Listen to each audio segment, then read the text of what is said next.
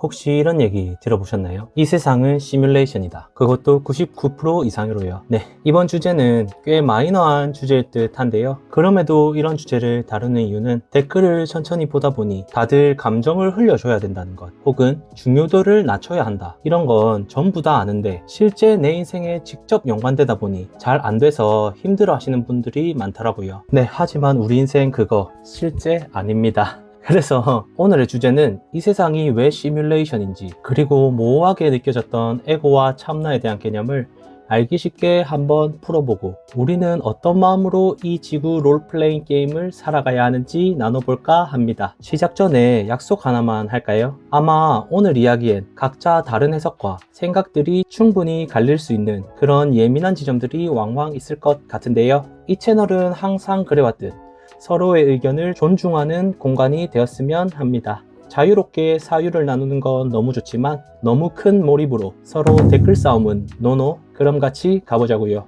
네, 반갑습니다. 사건남입니다. 일론 머스크는 이렇게 말했죠. 우리가 시뮬레이션이 아닌 현실에 살고 있을 확률은 10억 분의 1 정도밖에 안 된다. 그걸 반대로 말하자면 우리가 시뮬레이션 안에 있을 확률이 99.999%란 얘기입니다. 그리고 옥스퍼드의 닉 보스트롬 교수는 이렇게 주장했는데요. 요약각색하자면 현실과 구분되지 않는 시뮬레이션을 만들 수 있는 문명이 단 하나라도 존재한다면 우리가 그 시뮬레이션 안에 있을 가능성이 충분히 존재한다 라고요. 네, 좀 소름 돋죠. 물론 가능성만으로 이 세계가 시뮬레이션이라고 단정 짓는 건 철학적 비약이라는 비판도 있어요. 그런데 저는 솔직히 말해 충분히 타당성 있는 주장이라고 생각합니다. 그리고 다 떠나서 그냥 재밌잖아요. 자, 그럼 왜 이런 상상들이 나왔는지 쭉 한번 나열해 볼게요.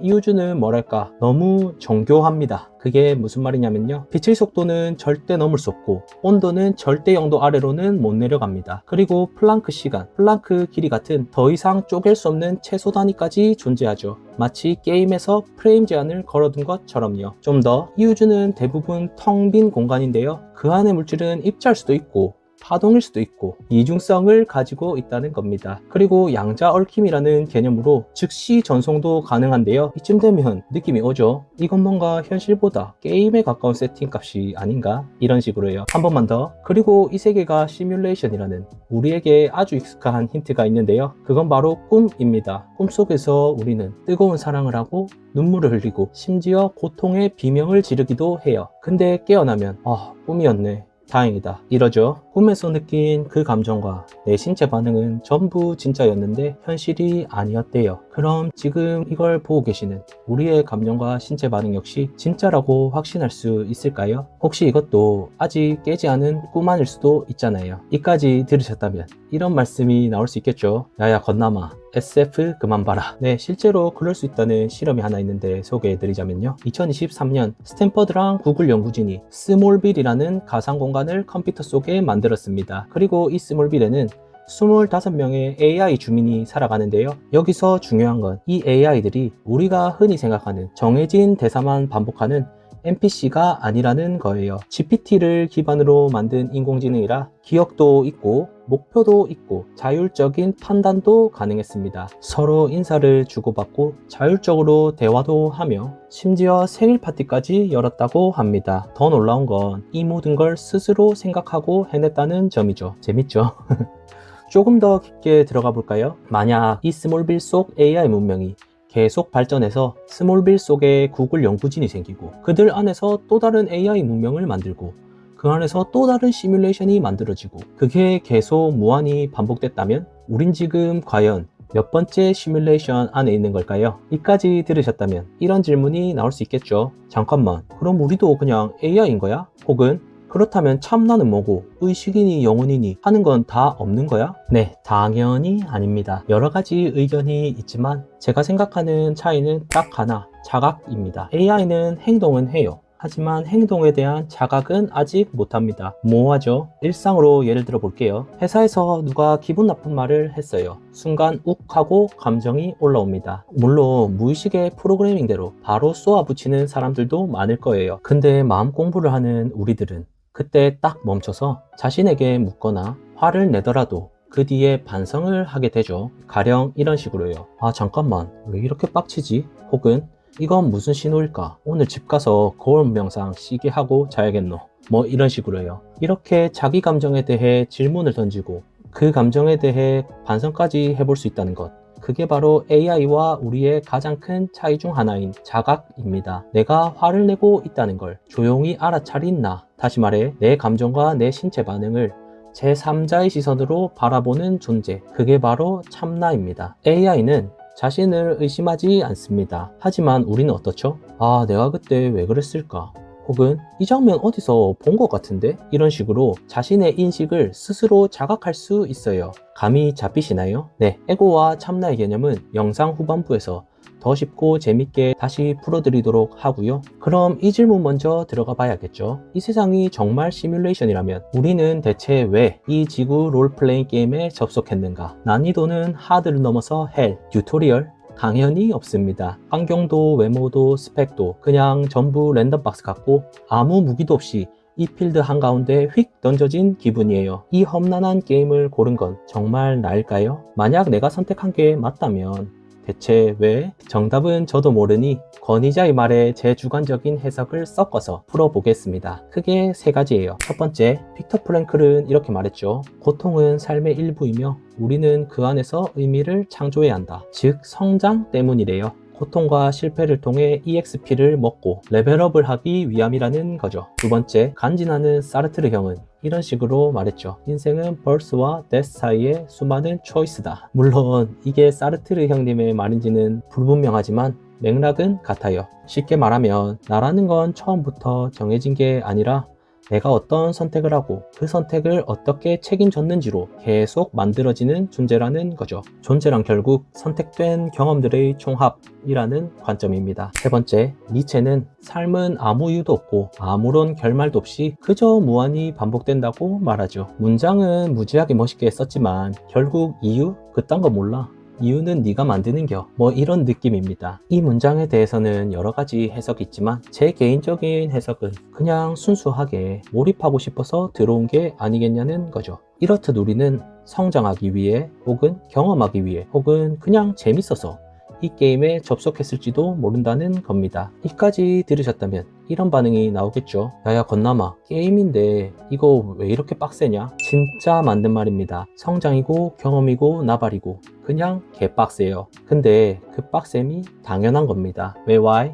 더 진짜처럼 느끼기 위해 일부러 그렇게 설계된 것이니까요. 좀 더 현실적으로 풀어볼까요? 이 세상이 만약 맞다 이거 게임이었지 혹은 드라마에 왜 이렇게 몰입하냐 이런 식으로 게임이나 드라마처럼 너무 쉽게 받아들여지는 곳이었다면 그만큼 몰입도도 뚝 떨어졌을 거예요. 현실처럼 느끼기 위해서는 현실처럼 아파야 합니다. 그래야 선택도 무겁고 감정도 깊어지고 경험이라는 게 진짜로 저장되거든요. 그러니까 요약하자면 참나는 완벽하게 몰입하기 위해 의도적으로 기억을 지우고 들어왔다는 거죠. 레벨업도 성장도 감정도 다 진짜처럼 느끼려면 우선 이 세상이 진짜라고 믿어야 하니까요. 그래서 이런 말도 있죠. 우리는 신이다. 근데 신이라는 걸 까먹은 신이다. 좀 잔인하게 느껴지시나요? 괜찮습니다. 왜냐하면 우리는 진짜 신이니까요. 그리고 우리가 쓸 수 있는 신의 스킬은 무적 스킬도 아니고 마인드 컨트롤 같은 것도 아닌 바로 관찰자의 시선, 나 자신을 제3자로 바라볼 수 있는 능력입니다. 내가 힘들어할 때, 분노에 휩싸였을 때, 혹은 울고 있을 때조차도 상황이 마무리된 후에 이런 생각이 들잖아요. 아, 실컷 울었더니 배고프다. 방금 나 왜 이렇게 진지했냐? 혹은 이 상황 어쩌면 조금 웃긴데? 이런 식으로요. 그게 바로 신의 시선입니다.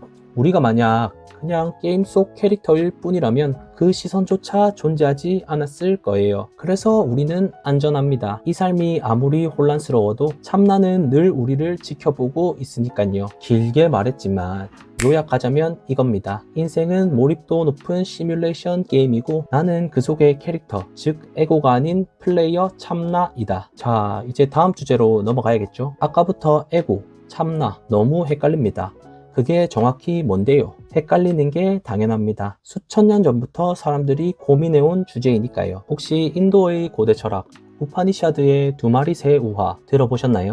한 마리는 열매를 먹고 다른 한 마리는 그걸 지켜보며 대리 경험을 한다는 개념인데 알 필요 없습니다. 더 직관적으로 말하면 이거예요. 우리가 강아지를 산책 중이라고 쳐봅시다. 근데 강아지가 갑자기 짖어요. 정상적인 주인이라면 같이 짖지는 않죠. 아유 우리 애기 왜 저럴까 하면서 달래주고 방향을 다시 잡아줍니다. 불안, 분노, 후회, 질투, 심지어 설렘, 기대, 들뜸까지 감정들은 그저 짖고 있는 강아지일 뿐이에요. 강하게 반응하긴 하지만 그게 곧 나는 아니라는 거죠. 그리고 우리는 그 강아지를 지켜보고 목줄로 인도할 수 있는 존재이고요. 네. 눈치채셨죠? 맞습니다. 강아지가 바로 에고, 목줄을 잡고 있는 내가 참나입니다. 그러니 우리는 이 몸, 이 감정, 이 인생을 무시하지도 그렇다고 끌려다니지도 말고 인도해야 합니다. 물론 말은 쉽죠. 실제로는 감정에 휩쓸리고 상황에 흔들리고 결국 에고에 끌려가 버리는 날들도 왕왕 있습니다. 왜냐하면 이건 단순한 감정 조절이 아니라 운명과 자유의지에 대한 문제이거든요. 근데 이 이야기는 다음 편에서 제대로 다뤄보고 아무튼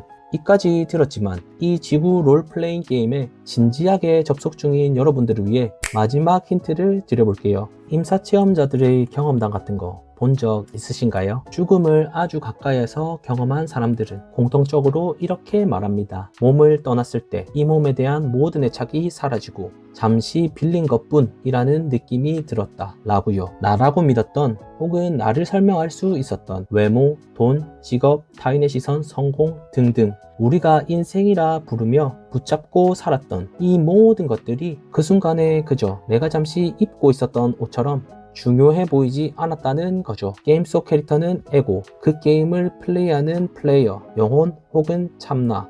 이제 조금 선명하게 보이시나요? 물론 이런 영상엔 늘 이런 댓글이 따라올 수밖에 없는데요. 이곳이 시뮬레이션이든 아니든 아무 상관없다. 어차피 우리가 바꿀 수 있는 것도 없잖아. 맞습니다. 그 말 일리가 있어요. 이게 진짜이든 가상이든 우리가 겪는 감정은 진짜이니까요. 근데 그걸 너무나 잘 아는 사람이 왜 굳이 이런 예민한 주제로 영상을 만들었을까요? 네, 댓글을 보면 감정과 경험 때문에 지금 이 순간에도 힘들어 하시는 분들이 너무 많으니까요. 저는 그런 분들에게 딱 이 한 줄만 가슴에 품고 살아가셨으면 합니다. 지금 이 삶을 진심으로 몰입하면서도 내가 이걸 경험하러 온 의식이라는 걸 잊지 않는 것. 저 한 문장만 가슴에 품고 살아간다면 우리는 감정이나 세상에 덜 휘둘리고 그 안에서 조금이나마 더 깨어있을 수 있으니까요. 그게 제가 이 영상을 만든 이유입니다. 네, 오늘 영상 어떠셨나요? 저는 이 영상을 보시는 여러분들이 앞서 말씀드린 저 한 문장을 마음에 품고 이 지구라는 롤플레잉 게임을 예전보다 조금 덜 진지하게 조금 더 자주 웃으며 대수롭지 않게 즐기길 바랍니다. 물론 때론 울 수도 있겠죠. 하지만 그 감정에 오래 머무르기보단 조금 더 빨리 깨어있는 나로 돌아올 수 있기를 진심으로 바랍니다. 만약 그렇게 된다면 우리는 이 삶이 끝날 때 이렇게 말할 수 있을 거예요. 와, 가끔 너무 몰입해서 뒤질 뻔했지만 진짜 재밌었다 라고요. 그렇게 된다면 이 빡센 게임은 결국 해피엔딩일 거라 생각합니다. 감사합니다. 사랑합니다.